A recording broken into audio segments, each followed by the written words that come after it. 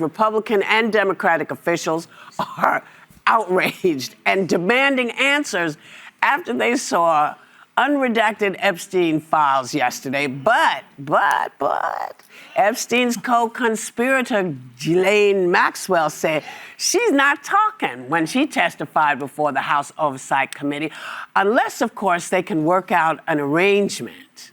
Yeah. Take a look. If this committee and the American public truly want to hear the unfiltered truth about what happened, there is a straightforward path.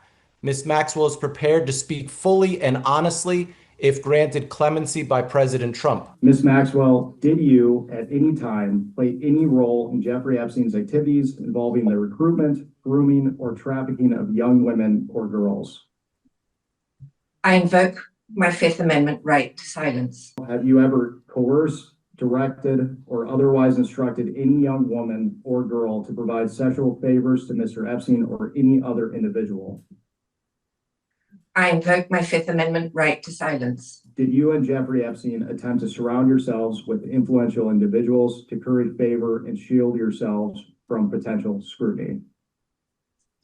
I invoke my Fifth Amendment right to silence. Where are we going? So this did not go over well on Capitol Hill. Take a look.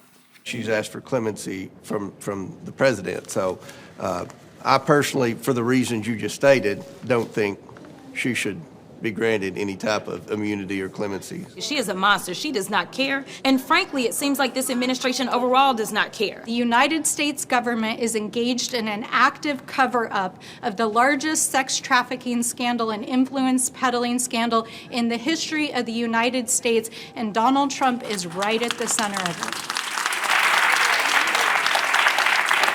So the question is, will the White House take Maxwell up on her offer? You can't trust anything she says. No. She's been lying, cheating, and doing all the things that she did to seduce these women, to recruit these women, to groom these women. Excuse me, girls. Right, they were girls. Yeah. They were young girls. Kids. And yes, she herself was part of the abuse. We don't need to hear anything she has to say, but they need to take her from Club Fed, that's what they call it. It's this upgraded, sweet little place where she's clearly like eating and enjoying the food. And they need to bring her back to a maximum security prison where pedophiles belong. And she needs to be treated the way the lowest on the totem pole are. She can sit down 10 times over. We've got what we need in the files. No one needs to hear from her, ever. But it's amazing to me, though, and I said this the other day. There are all these perps all out there, all these pedos all over the place.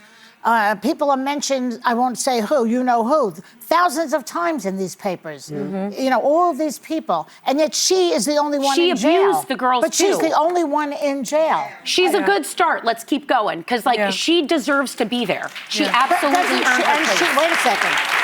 The girl's like, okay, I'll tell you everything, but you have to exonerate me ahead of time. Yeah. I'll send you a postcard from Russia. Can you imagine how great that story's going to be if you're just lying to get out of prison? Yeah. She can name names, though, very, very Yeah, and we rapid. have all these files where they keep redacting the actual criminals and then accidentally skipping over the survivors that were abused. So what we have is in those 3 million documents, we're getting enough. People are taking the fall as they deserve, one by one.